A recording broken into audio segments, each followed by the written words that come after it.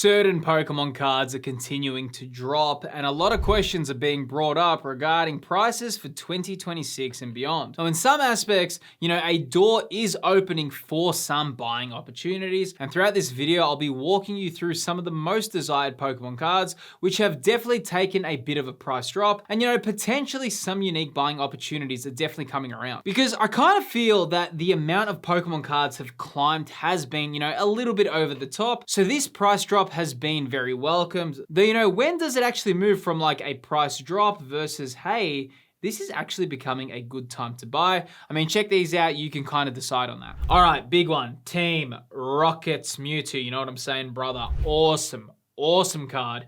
But big price drop, or well, like a fair bit of a price drop, because when we're looking at this right now, selling for $582 US, okay? Now it's currently selling for $457. Now, something going from like $580 to $450, that's a pretty big price retrace. Whether or not a buying opportunity is happening, there's one big question about that, right? Because it's currently selling for $457, but I think a lot of people are kind of in this dilemma because it's like, wait, is it gonna continue to drop off? Or is there gonna be a point where it starts reversing? Because if you're new here, what always happens, and it definitely does happen more often than not, is that there is a bit of a price reversal that happens, okay? Because, everyone's just like, oh, wow, dropping, oh, I don't want any of these Pokemon cards, oh, they're too expensive. And then out of nowhere, people all decide, wait, they've gotten too cheap, and a massive kind of spike can happen. Not will happen, it can happen. Whether or not this is becoming, super, I wouldn't say this Team Rocket's Mewtwo is not a cheap card by any stretch of the imagination, but there has been a drop in price. So, it's much better to buy it for $460 US versus what it was selling, pretty much 2 months ago. But, these decisions are kind of like coming up now, whether or not it's a good time to buy, whether you should, it just depends. Because if I pull this into the 6 months, the kind of cheapest this card was $340 US.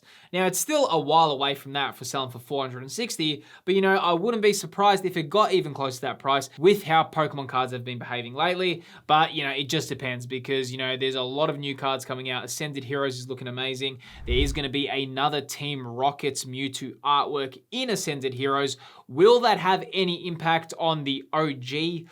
Whether or not, I suppose it's the OG. It doesn't feel old enough to be considered an OG, but like, will it have like, a big impact on that? Who knows? I don't really have an answer for that right now. I don't think so, but just with the way the market's behaving, I mean, something could happen where people prefer that Team Rocket's Mewtwo as well. Right now, I prefer the Destined Rivals artwork, but my mind changes a lot with how time and when you play a game and when you first play the game, you're like, oh, dude, this sucks. And then as years go on, everyone looks back and it becomes a cult classic. Things can happen like that as well. Pokemon cards are a little bit like that as well. Moving on to Cynthias Garchomp, interesting card, was selling for $319.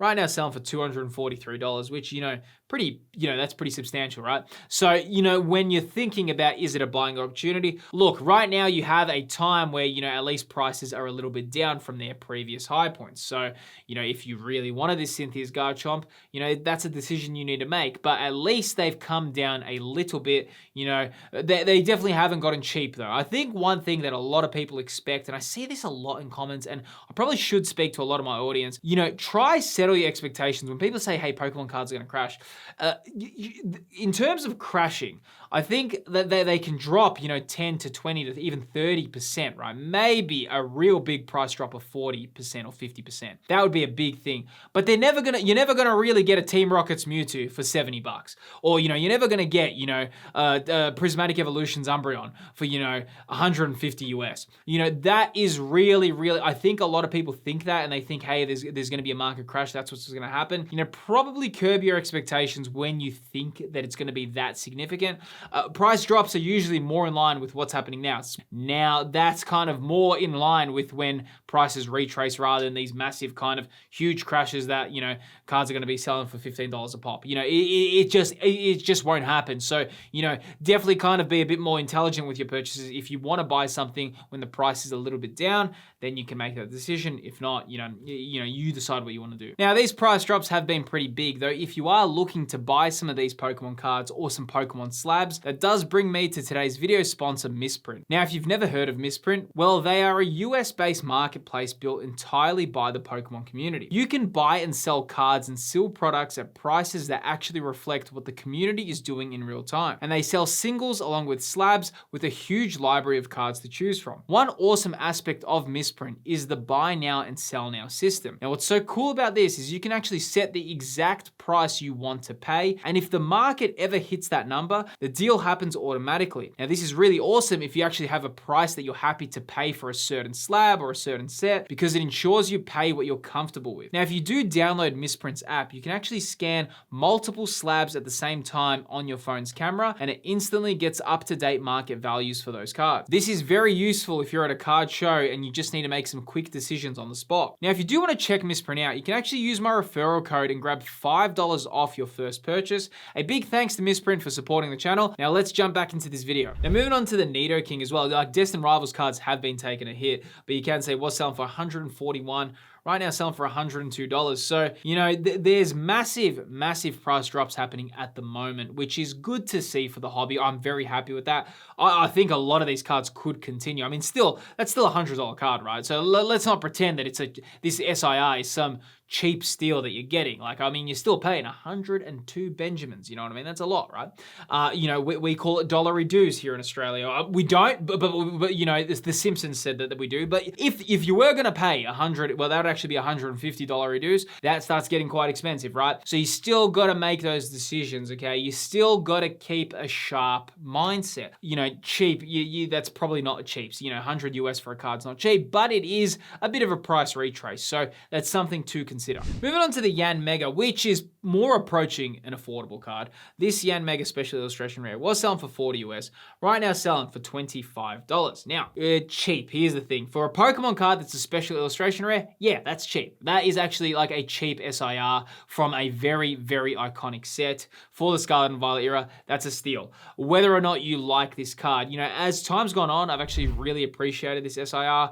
It's probably a little bit less, like, it's not the craziest artwork, but hey, if you do want a pretty hard card to pull for a good price, you're looking at that right now. I mean, $25 for you know, the pull rates for specific illustration rares for Destined Rivals are really difficult. But you know, how many Yanmega fans are there? You know, I can't hear you. There's gonna be about 4 of you in the comments. There's gonna be one person that just goes, yeah, no, man, I was always a massive Yanmega fan. No, you weren't, because if you were, the price would be higher. You know what I mean? So that's what I mean. They're just not moving as much as people think. That's the thing. When it comes to Pokemon prices, right? Something that it always makes logical sense to me. If the Pokemon is popular, usually the card, you know, becomes popular as well, or expensive.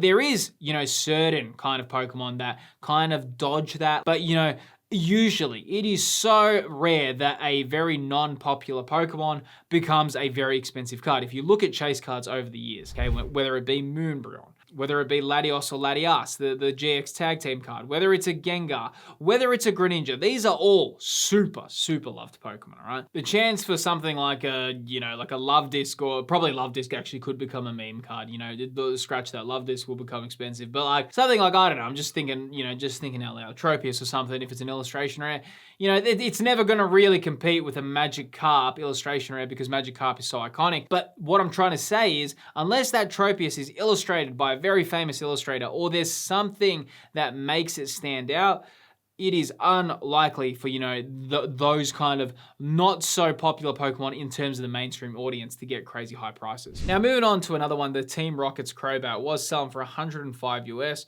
Right now selling for $80. So not a huge price drop like some of the other cards from Destined Rivals, but still definitely a price retrace. Interesting, I'm not sure, because Destined Rivals is quite hard to get. I mean, it's not an easy set to get, but maybe it's been opened a lot. Pokemon cards are getting printed a fair bit. The problem is there's just so many more people that have entered the hobby, but you know, there is also so many new cards coming out. So a lot of people collect, and you know what a lot of people do as well? They kind of circulate with what they like. So what I mean by that is, you know, when Destined Rivals was popular, they bought the Team Rocket Rocket's Crobat, and then or they bought the Team Rocket's Nidoking, and then they're thinking, wait, all these new like Ascended Heroes cards, I want to prepare for them. I want to prepare for this Mega Evolution era. So they start selling these cards, and they kind of play like, they're always just swapping. It's like a swip swap, right? I think it's better to collect and hold on to your cards for much longer periods of time. I don't really like that swip swapping, flipping kind of culture that's around, but you know, it does happen, and you can't really avoid that. You just need to be aware of it. Now moving on to the Ethan's Ho-Oh, and honestly, this one has actually dropped a lot. So selling for $241 US, right now selling for $180, you know, $60 off the price point. I personally love this card, so, you know, is it still at a price point where I would be like, yeah, I'm gonna buy it with no regrets? No, I still think like 100. Yeah, the thing with when I buy my Pokemon cards, I'm pretty calculated with it. Like, I don't just like to throw my money. I actually really like, if I'm buying off eBay or something, the thing is when I buy cards, depending on the card, I'm sometimes happy to pay a little bit over retail, sometimes I'm not. And that just depends how much I want it, or how much I believe it has growth potential as well, or how much I just want it in my collection. So, you know, you have to also be a little bit like, you don't just want every card that you want, you just throw, you know, 10%, 15% above market because you just really want it in your collection. Play the game of just being a little bit more strategic. I always think that it's much better. And, you know, try at least, if you can, depending where you buy, try get it for, you know, if you can get your cards for, you know, 5 to 10% under market. Usually eBay's not the place to do that, because eBay, you know, the seller already has to kind of place in the seller fees on top of that. So, you know, they're going to be pretty reluctant to now, you know, wipe off 10 or 15% off market value and again get hit with a seller's fee. So where it's more likely to happen is at card shows, where you can, you know, pretty regularly buy things for, you know, 80 or 85% of the market value. That's probably a smarter decision to kind of like think about buying cards if you really want some in your collection. Now, Bubble Mew, okay? This one's actually dropped so much. So it was selling for $702, which is, that's so expensive, man. Like the fact that I got that price point is crazy, but right now it's selling for $528. That is a significant drop, man. So not crazy before, because I mean, it just spiked so much in price, but you can see if you did want Bubble Mew in your collection, it's getting to a point where it's like, hey, at least it's not $700. There has been a bit of a price redraw. Like I said earlier, don't expect that, you know, Bubble Mew is going to become a $40 card. It's just not going to happen. You kind of have to, if you want these cards in your collection, you got to make a decision. Hey, at least it's better to buy it for, you know, 500 and whatever it is, 528 rather than 700. Now, the Mega Charizard X is very, very interesting. This, you know, this card in particular, you know, as soon as it came out, right, everyone was like, oh, this card is going to be, you know, oh, it's going to be so expensive. It's going to be over 1,000 US. It's going to be crazy expensive. But, you know, it hasn't actually happened that way. So when the card released, it was selling for $967, pretty much just approaching, close to being $1,000 card. But you can see it had a very big price retrace. Right now selling for $605. That's because people realized, hey, this card is actually much easier to pull than a lot of people realized. And, you know, Phantasmal Flames is having that play out. The thing about this Charizard, it is an S tier artwork. I do agree that, you know, one of the best artworks I've ever seen in the Pokemon TCG. It's not even an exaggeration. I think the artwork is absolutely phenomenal. The issue is that the pull rates were pretty easy. So, you know, you don't want to also be just throwing, you know, $1,000 or, you know, close to $1,000 when a card releases because you think it's going to spike in price. You have to do your research. You have to look at pull rate data. You have to look at, look at pull rate data, look at everything you need to know before you make that kind of purchasing decision. Maybe I'm not the best person to ask about this because I'm actually quite reluctant. I don't just buy things that easily when it comes to Pokemon cards. I really sit on it and think about it. I sometimes ask my wife, and I sleep on my decisions a lot because I don't like to overspend, because I have had, you know, circumstances where I've really overspent on Pokemon cards. So right now I'm always having that little bit more of a like, should I buy it? Should I not? I really think about it, probably overthink it.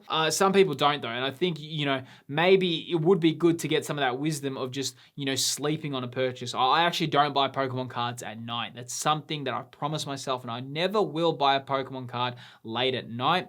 Reason for that is there's something known as decision fatigue. When you wake up all the way to the end of the day, because our brains make so many decisions, by the time it's the end of the night, we actually have something known as decision fatigue. It's been proven that the decisions you make late at night are far less accurate, or you're not going to be thinking from the best you're not going to be making the best choices, after all those like small micro decisions were made in the day. So that's just something like maybe you can even take that into your spending kind of routine with Pokemon cards by, think about it when you wake up, do you still want the card rather than late at night? Now, the Mega Sharpedo, interesting, was selling for $60 US, right now selling for $48. Probably will have, I think that this card could have a potential kind of similar price point to the Yanmega, special illustration rare from Destined Rivals. Just depends. The pull rates for these are much, much easier than a lot of these, but of course they're new cards, so they're exciting, they're fresh. All these things considered, the Pokemon market is definitely in a bit of a downward shift. The question that a lot of people are wondering, is now the time to buy?